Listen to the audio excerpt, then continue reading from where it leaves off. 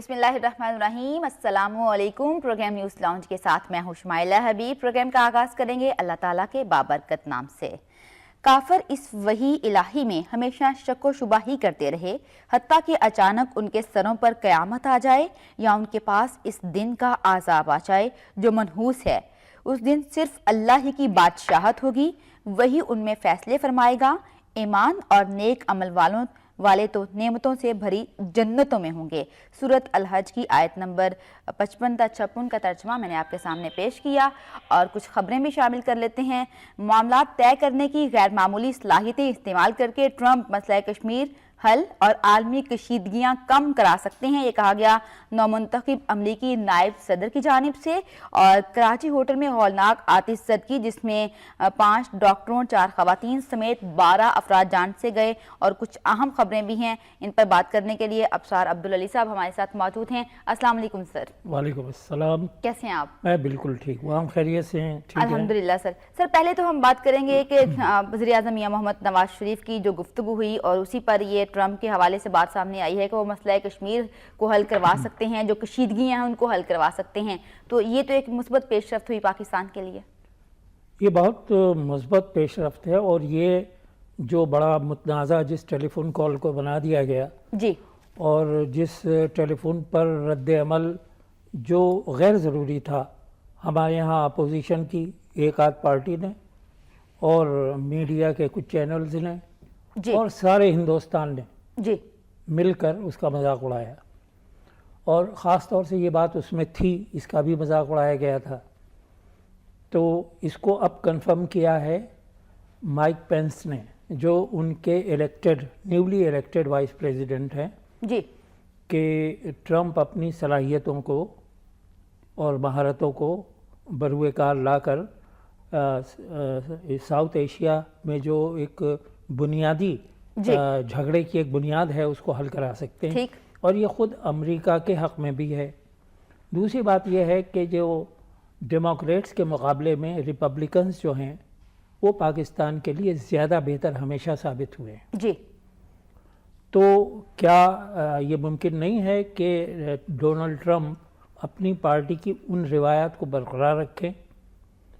ایک بات ہے الیکشن سے آنے سے پہلے جو سلوگنز ہوتے ہیں جی، جی، اور تیور ہوتے ہیں وہ مختلف ہوتے ہیں۔ جی، جب الیکشن ہو جاتے ہیں اور جب ٹرمپ صاحب کو بریفنگ مل رہی ہیں اب پینٹاگون اور جو ان کے تمام اس سے، تو انہیں پتہ چلتا ہے کہ پاکستان کے ساتھ تعلقات کی بہتری میں ان کی بہتری ہے، جی، چونکہ پاکستان نے ہمیشہ ان کے لیے کام کیا ہے، اپنا نقصان کیا ہے اور ان کے لیے کام کیا ہے۔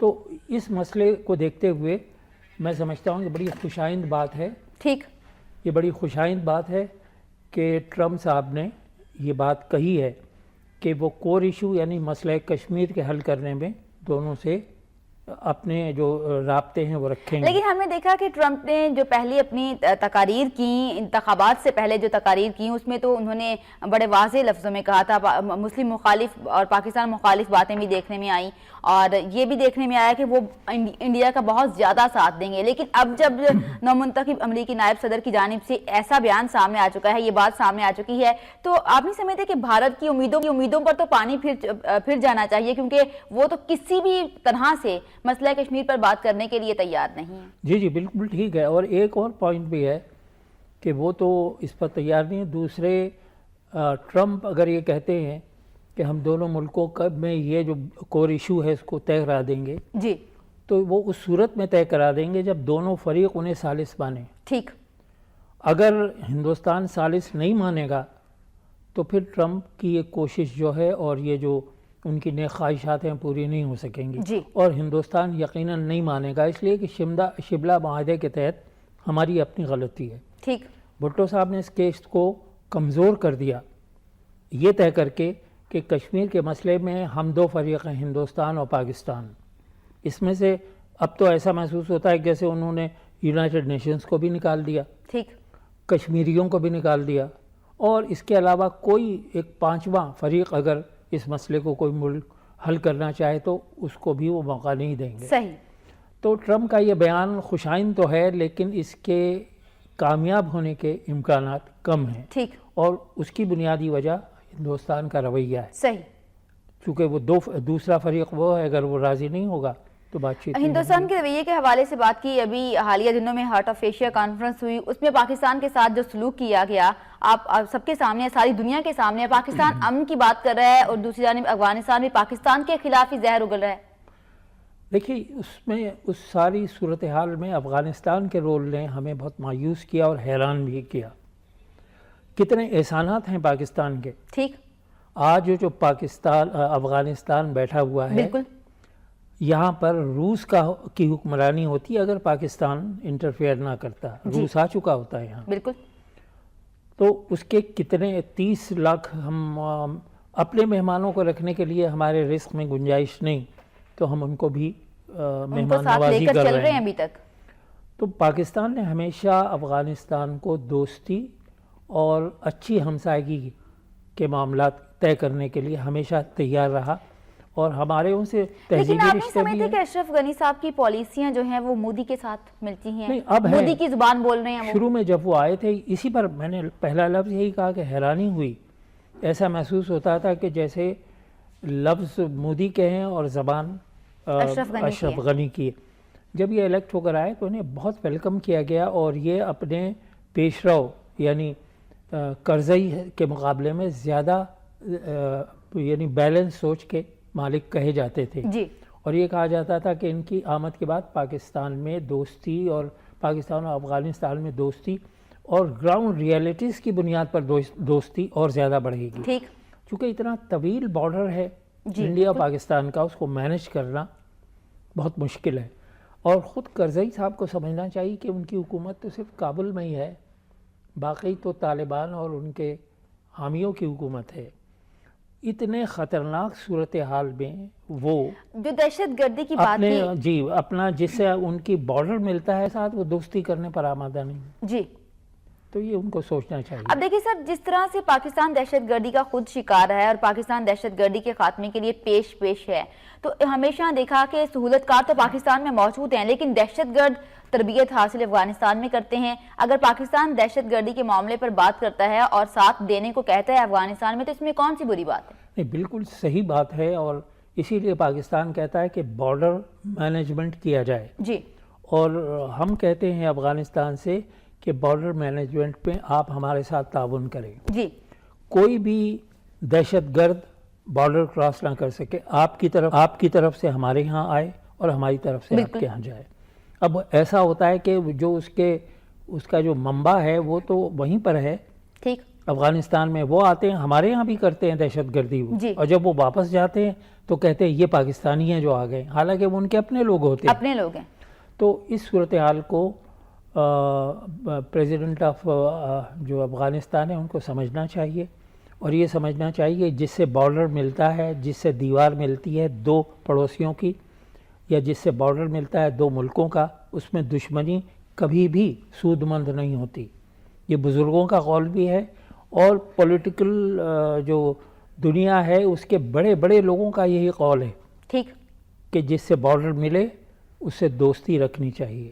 جی. اور یہ بات وہ نہیں سمجھ رہے.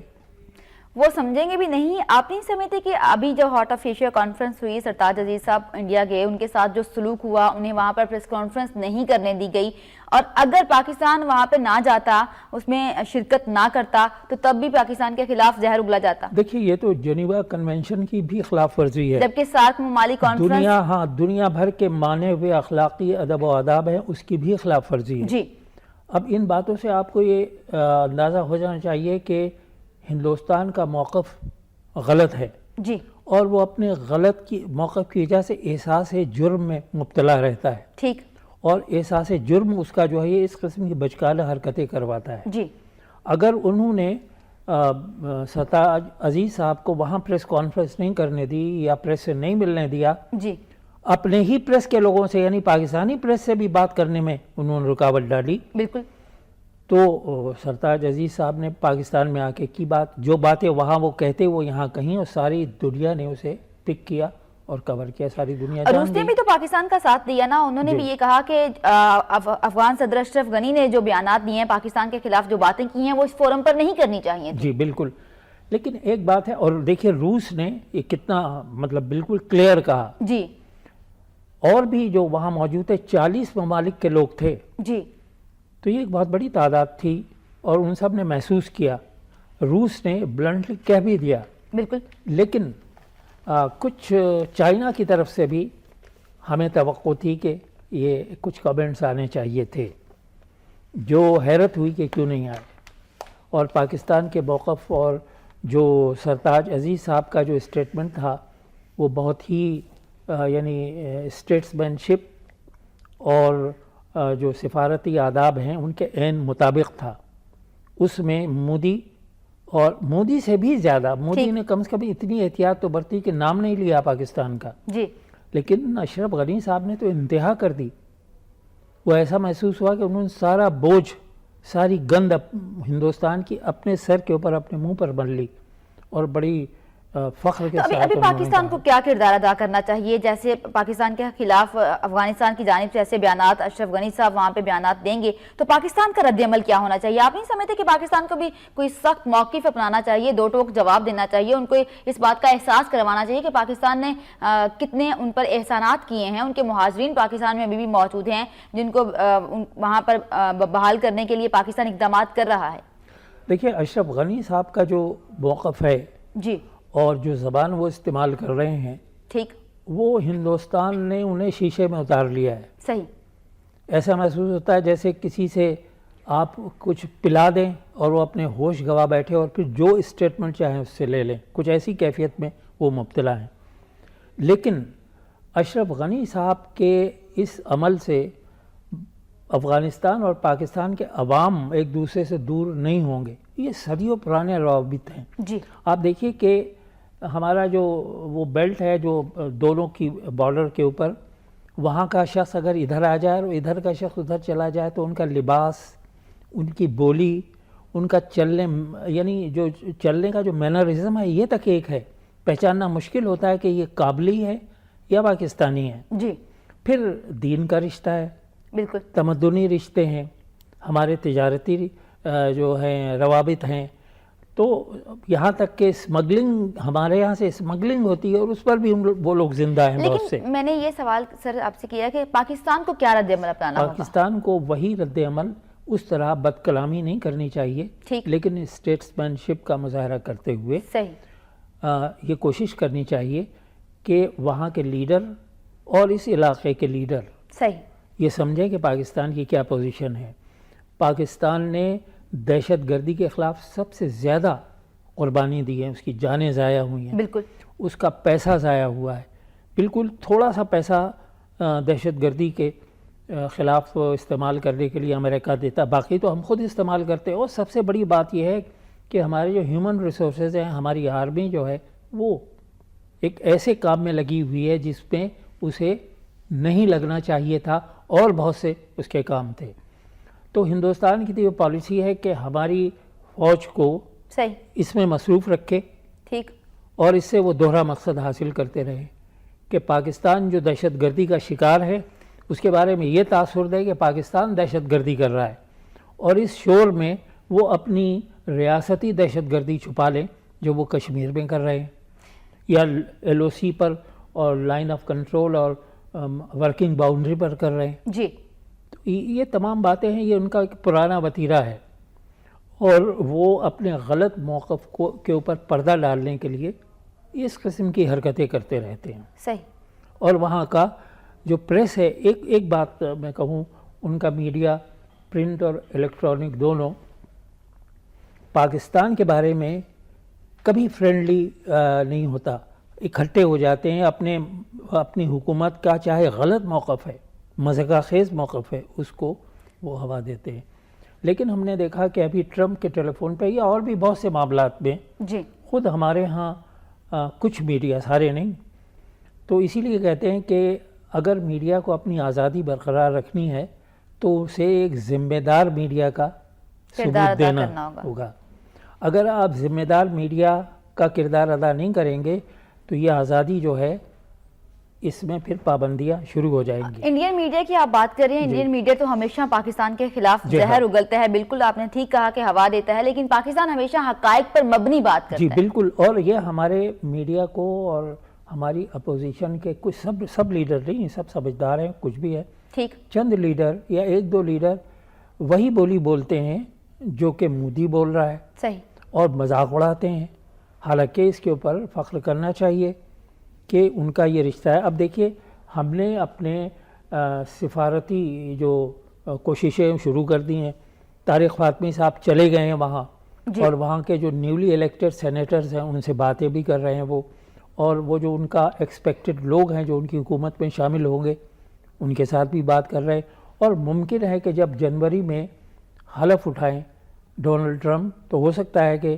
پرائم منسٹر نواز شریف اس تقریب میں شرکت بھی کریں۔ ٹھیک، تو ہمیں امریکہ سے اپنے تعلقات کو بہتر بنانے کے لیے کوششیں جاری رکھنی چاہیے۔ ایک واقعہ آپ کو بتاؤں، جب ایوب خان ایک ماشاء اللہ ڈکٹیٹر تھے تو وہ فرانس گئے تو وہاں جنرل ڈی گال کی حکومت تھی، وہ بھی جنرل تھے لیکن ہمارے جنرل سے بہت مختلف۔ ٹھیک، تو اس پہ انہوں نے جنرل صاحب سے کہا کہ دیکھیے آپ کو اپنے تعلقات اپنے پڑوسیوں سے بہتر رکھنے چاہیے۔ چائنا آپ کا پڑوسی ہے، افغانستان اور ایران اور سینٹرل ایشین اسٹیٹس میں بھی، اور انڈیا بھی، لیکن ان سب سے دوستی رکھنے کے باوجود آپ کو چونکہ یہ سارے آپ کے پڑوسی، ان سے دوستی رکھیے، لیکن ان سب کے مقابلے میں امریکہ سے دوستی رکھنا زیادہ ضروری ہے، اس لیے کہ وہ دنیا بھر کا پڑوسی ہے۔ ٹھیک، وہ 7 سمندر پار رہ کر بھی ہمارے معاملات سے وابستہ ہے اور ہمارے مفادات کو کٹ کر کے اپنے مفادات کا مسئلہ طے کرتا ہے۔ صحیح، لیکن ہمیں جب تک ہم پوری طاقت حاصل نہیں کر لیتے، اور اس کے لیے اب ضروری ہے کہ ہمیں اس خطے کے لوگوں کے ساتھ، روس کے ساتھ اپنے روابط بڑھانے چاہیے یقیناً، اور جو وہ بھارت کا خواب ہے، جو مودی کا خواب ہے کہ پاکستان کو تنہا کیا جائے گا، اس کو چکنا چور کرنا ہوگا۔ روس کی طرف سے برابر اشارے مل رہے ہیں کہ وہ ہم سے بہتر تعلقات کا خواہاں ہے۔ یہ جو ابھی ہوا پاک چین اقتصادی راہداری، ہارٹ آف ایشیا، جسے ٹرکی پروسیس بھی کہتے ہیں، اس کا نام ٹرکی پروسیس بھی ہے اس صورتحال کا، تو اس میں دیکھیے کتنا بلنٹ انہوں نے بات کی، اور وہ چاہتے ہیں کہ پاکستان میں تجارت کرے، پاکستان کے ساتھ روابط جو ہیں وہ قائم ہو، اور اس کے بعد اگر ہم بات کرتے ہیں سی پیک کی، تو جب سے اس کا آغاز ہوا ہے روس اس میں انٹرسٹ لے رہا ہے۔ جی ہاں، اور وہ سی پیک ایران نے بھی کہا کہ ہم آنا چاہتے ہیں۔ تو سوال یہ پیدا ہوتا ہے کہ اس خطے کے جو لوگ ہیں ان کو اپنی ایک طاقت بنانی چاہیے، اور بنے گی۔ آپ یہ دیکھیے گا کہ اس خطے میں ترکی، روس، central Asian states, Iran, Pakistan اور چین، تو آدھی دنیا تو یہ ہو گئی، آدھی دنیا سے زیادہ۔ تو سوال یہ پیدا ہوتا ہے کہ یہ جو ہندوستان پروپیگنڈا کر رہا ہے کہ پاکستان دنیا کی برادری میں تنہا ہو گیا، نہیں، بالکل نہیں تنہا ہو گیا ہے۔ آپ یہ دیکھیے کہ مودی کا یہ خواب کبھی پورا بھی نہیں ہوگا، اور یقیناً پاکستان کی جانب سے جو کوششیں کی جا رہی ہیں یہ کوششیں رنگ لے کے آئیں گی۔ ہم سر کچھ بات کر لیتے ہیں مردم شماری کے حوالے سے۔ حکومت نے 15 مارچ سے مردم شماری کے لیے تیار ہے، 15 مارچ تک، اور سمری بھی اس حوالے سے انہوں نے مفادات کونسل کو بھجوا دی ہے۔ آپ کیا سمجھتے ہیں کہ مردم شماری ہو جائے گی، کتنے مسائل حل ہو جائیں گے؟ دیکھیے، بڑے بنیادی مسائل حل ہو جائیں گے۔ ٹھیک، ایک چھوٹی سی بات ہے کہ فرض کیجئے آپ کے گھر کوئی مہمان آنے والے ہیں، جی، تو آپ یہ اندازہ تو پوچھ تو رہتے بھائی کتنے مہمان ہیں، اس حساب سے آپ انتظام کرتے ہیں کہ اتنا کھانا پکایا جائے گا، ٹھیک، یا اتنی کرسیاں کہاں بٹھایا جائے گا انہیں، وہ چائے پہ آ رہے ہیں یا کھانے پر آ رہے ہیں۔ تو چھوٹی سی بات کے لیے آپ ایک منصوبہ بناتے ہیں اپنے طور پر، یقیناً یہ تو پوری ایک آبادی کے لیے ہے منصوبہ، اور اس سے یعنی کہ مردم شماری کے بغیر آپ حلقہ بندیاں بھی صحیح نہیں کر سکتے، الیکشن بھی صحیح نہیں ہو سکتا۔ جی، کتنے اسکول چاہیے ہوں گے، کتنے ہاسپٹل چاہیے ہوں گے، کتنی کھیتی کی پیداوار چاہیے ہوگی، یہ سب کچھ آپ جب تک تعداد نہیں جانیں گے آپ نہیں کر سکتے اس میں۔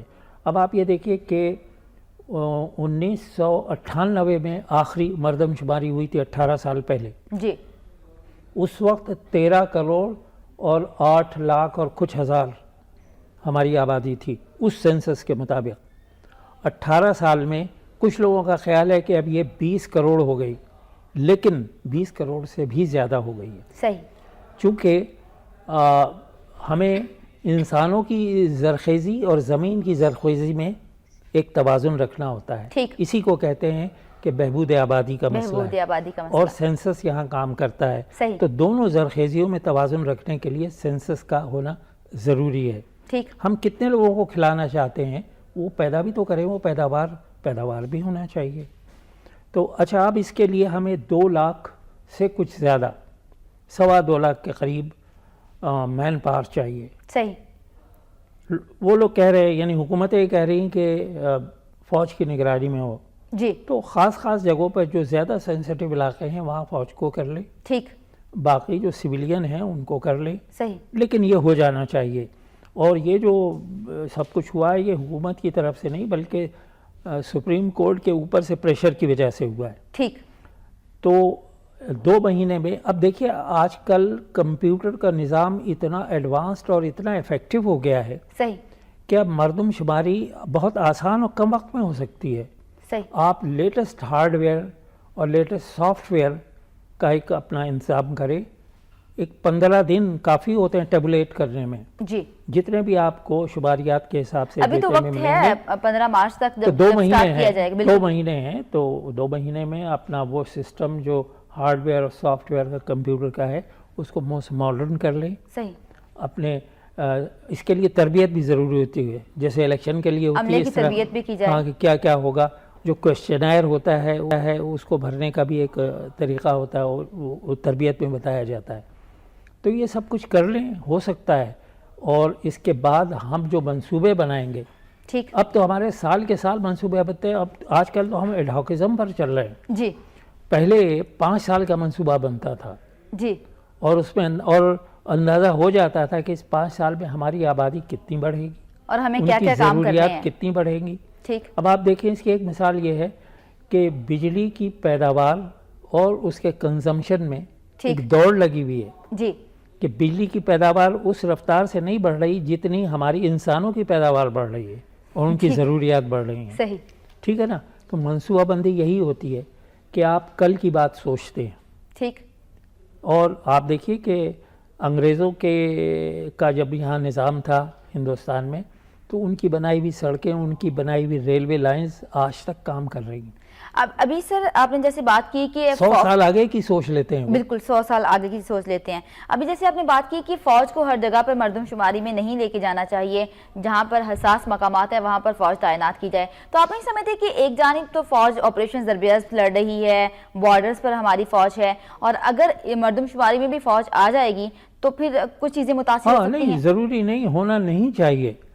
سویلینز کو اتنا کمیٹڈ ہونا چاہیے، اس میں ان کا ہی فائدہ ہے. صحیح. اور حکومتوں کو اتنا اچھا گورننس کا نظام اپنا قائم کرنا چاہیے. ہمارے پاس جو ادارے ہیں ان اداروں کو بھی کام کرنا چاہیے، دکھانا چاہیے. تو اس کا بھی سینسس کا ایک ادارہ موجود ہے. ٹھیک. تو 18 سال سے وہ کیا کر رہا ہے؟ صحیح. تو اب اسے ثبوت دینا چاہیے. اب ثبوت دینا چاہیے کہ 18 سال میں جو کچھ اس نے اپنی جان بنائی ہے کھا کے کام کیے بغیر، ٹھیک، اب وہ ریٹرن کرے. صحیح. اور وہ دے. تو اداروں کی مضبوطی کا، اور صرف سینسس میں ایک ادارہ نہیں، وہ تو بنیادی ادارہ ہے، تمام اداروں کو کرنا پڑے گا. یہ اب دیکھیے اگر ہمارے ہاں لوکل گورنمنٹ کا نظام قائم ہو چکا ہوتا ٹھیک تو بہت اچھا ہوتا، اس میں ہیلپ ملتی. جی.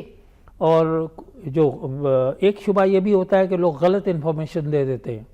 تو لوکل جو گورنمنٹ ہوتی ہے اس میں ایک لوکل گورنمنٹ کا نظام قائم کر کے آپ شہر کو ایک دیہات کی روایات کے مطابق کر دیتے ہیں. دیہات میں ہر شخص کو پتا ہوتا ہے اس گھر میں کون رہتا ہے، ٹھیک، اس گھر میں کتنے بچے ہیں، بالکل، اس گھر کا بندہ کیا کرتا ہے، اس کا نام کیا ہے.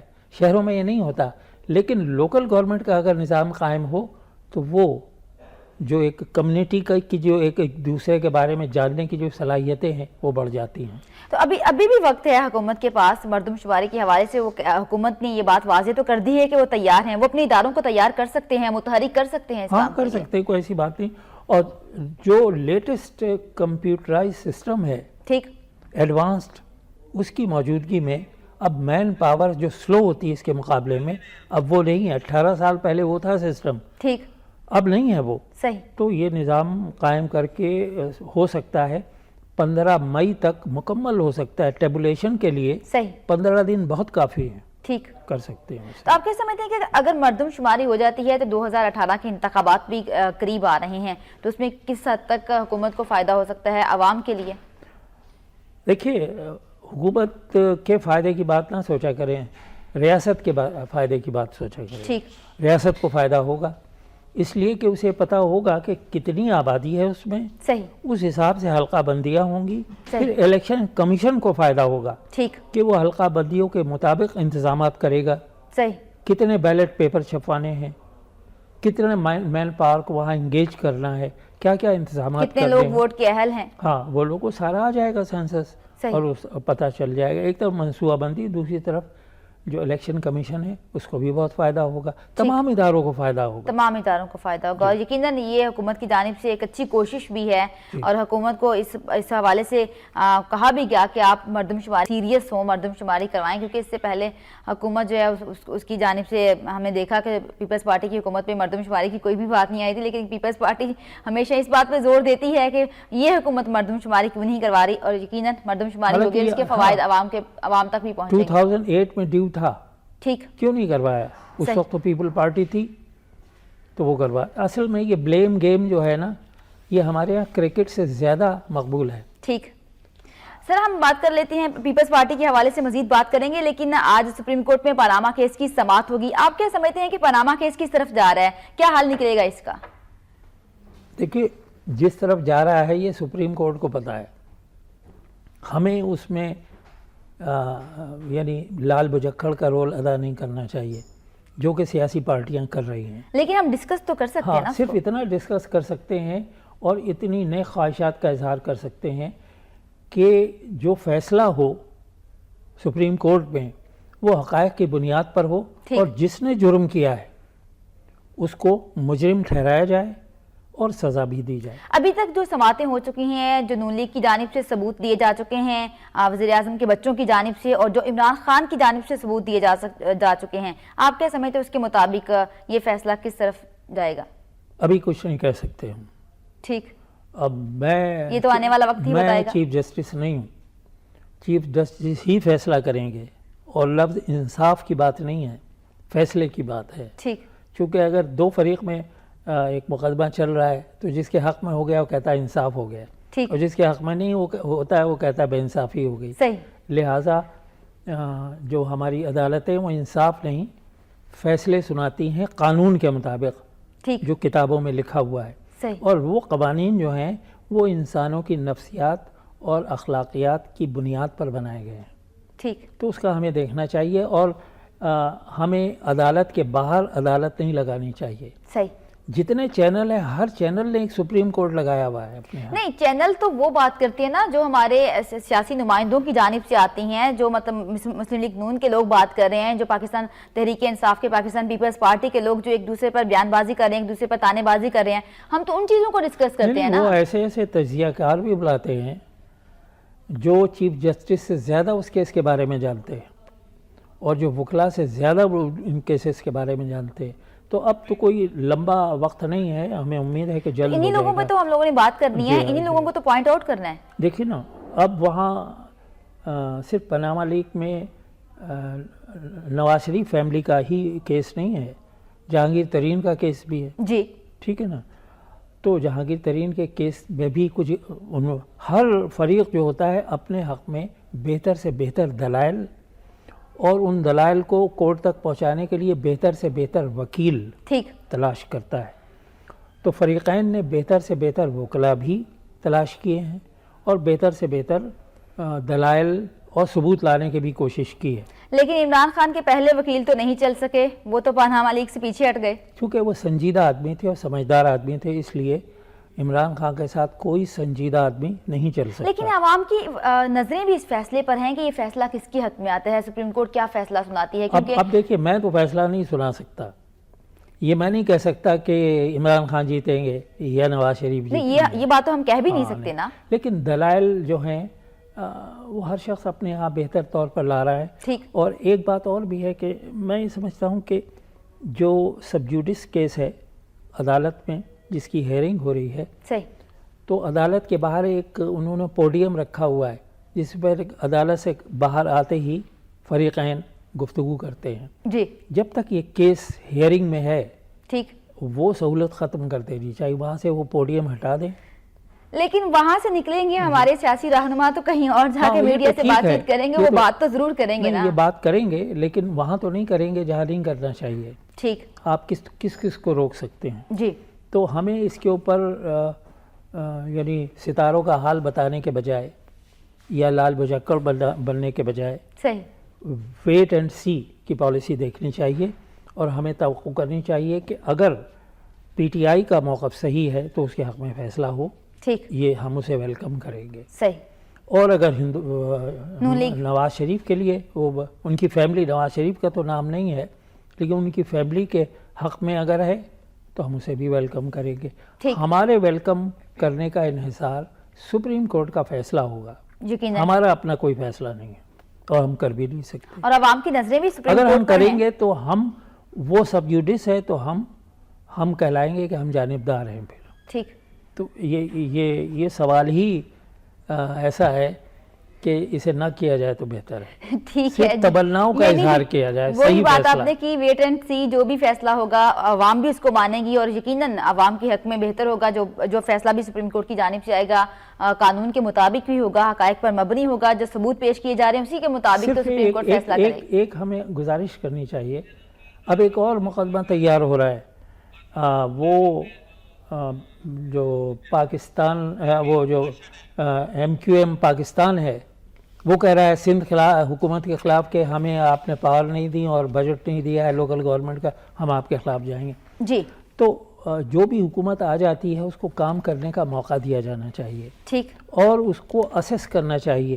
اب ان حالات میں ہم دیکھتے ہیں کہ جو بھی حکومت اس وقت ہے, اور کوئی عجیب بات ہے کہ دیکھیے پاکستان میں جی 3 بڑی پارٹیز ہیں اس وقت, اور ووکل پارٹیز ہیں, ٹھیک. نون اور پیپلز پارٹی اور پی ٹی آئی. ان میں سے کوئی بھی اپوزیشن نہیں ہے, سب حکومت میں ہیں. ٹھیک. تو سوال یہ پیدا ہوتا ہے کہ اس وقت حکومت کو کام کرنے دینے میں روڑے اٹکانے سے بہتر یہ ہے کہ اس دن کو اپنے ذہن میں رکھیں جب وہ حکومت میں ہوں گے, صحیح. اور ان کے ساتھ بھی اور یہی ہوگا. حکومت کو سپورٹ کیا جائے. سر ہم کچھ بات کر لیتے ہیں, سپورٹ کرنے کا مطلب اسے کام کرنے کا موقع دیا کام جائے. کرنے کا موقع دیا جائے. کام کرنے کا موقع دیا جائے مینز کہ سپورٹ کیا جائے نا ان کو. سرحد میں پی ٹی آئی کو موقع دیا جائے, ٹھیک. سندھ میں پیپلز پارٹی کو, اور یہاں نون کو, چونکہ عوام نے انہیں بھیجا ہے.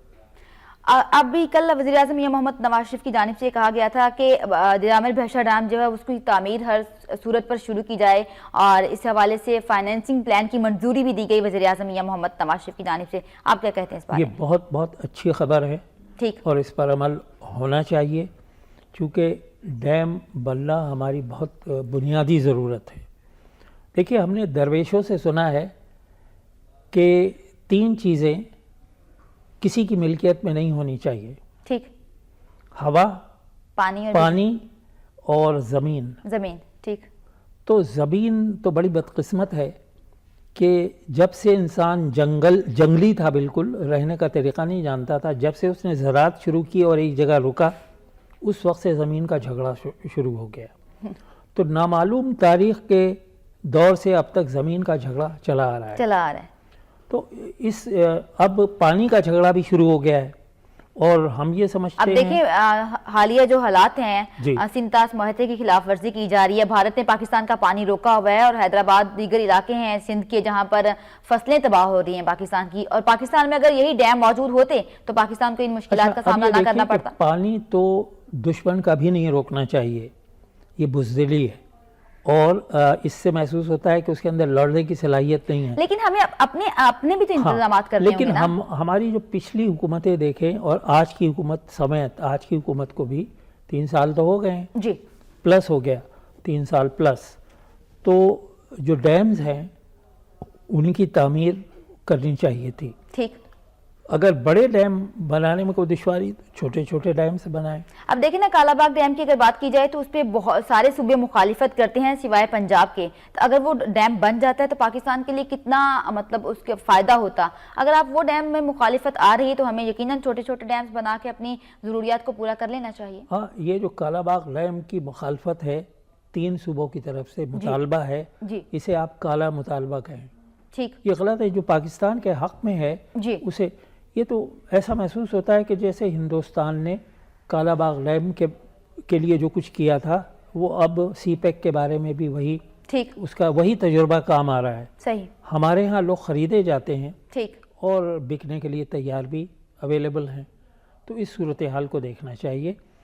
ڈیم جتنی جلدی بنے، صحیح پانی کے اوپر ہمارا دیکھیں نا، یہ جو سنتاس معاہدہ تھا ٹھیک اور جنیوا کنونشن کے جو لاز جی ہیں، اس پہ کوئی ملک پانی روک نہیں سکتا کسی کا. لیکن انڈیا کی جانب سے روکا جو جا رہا ہے لیکن ابھی. انڈیا تو نہ دوست اچھا نہ دشمن. ٹھیک اچھے دشمن کی بھی کوئی ایک سطح ہوتی ہے کہ آپ اپنے دشمن کو بھی زندہ رکھ کر صحیح. یہ ثبوت دیتے ہیں کہ ہم بہادر ہیں، دیکھو کہ ہم دشمن کو بھی زندہ رکھ رہے ہیں. ٹھیک تو وہ ہندوستان کے اندر تو بزدلی کی یہ انتہا ہے کہ وہ دشمن کا پانی بند کرنا چاہیے. جہالت ٹھیک اور یہ نان ڈپلومیٹک سوچ اور ظالمانہ سوچ ہے. ٹھیک.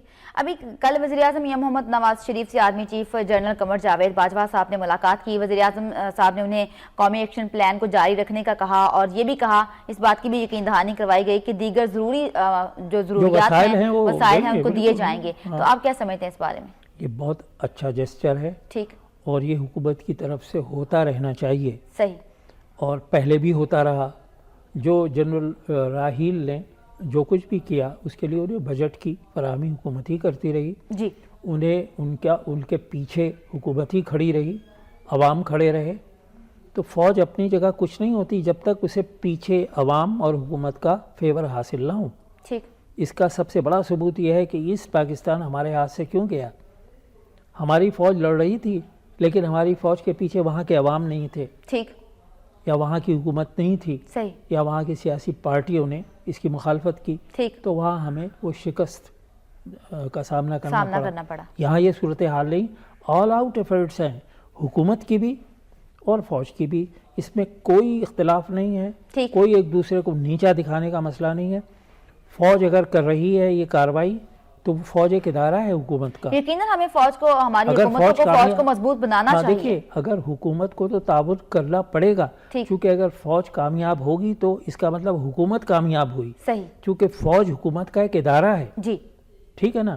اگر یہ پروگرام ہمارا اچھا ہوتا ہے تو اس سے ہماری انتظامیہ کا جو ہے جھنڈا بلند ہوتا ہے، ٹھیک اور ان کی ریپوٹیشن اچھی ہوتی ہے. صحیح تو حکومت تو ہمیشہ سے اس کے پیچھے ہے. شروع میں یہ کہا گیا کہ حکومت نے دیر کی. جی دیکھیں نا، سیاسی حکومتیں جو ہوتی ہیں ان کا طریقہ واردات مختلف ہوتا ہے. وہ نیگوشیٹ کرنے میں بلیو کرتی ہیں، ٹھیک لہٰذا ہم نیگوشیٹ کرتے رہے. اور آج جو اپوزیشن پارٹیز حکومت پر یہ الزام لگا رہی ہیں، سب سے بڑا مطالبہ تو ان کی طرف سے تھا. جی خود پی ٹی آئی نے کہا کہ یہاں پر ان کا آفس قائم کرو طالبان کا، ٹھیک یعنی ہم انہیں ریکگنائز کر لیں کہ ایز اے آرگنائز فورس اور ایک حکومت کے طور پر وہ ایک پارٹی ہے ہمارے خلاف، جی اور ہم انہیں ریکگنائز کرتے ہیں. صحیح تو ٹھیک ہے، ہم نے جو نیگوشیٹ کرنا تھا اس میں وقت صرف کیا جو اب محسوس ہوتا ہے کہ ضائع کیا.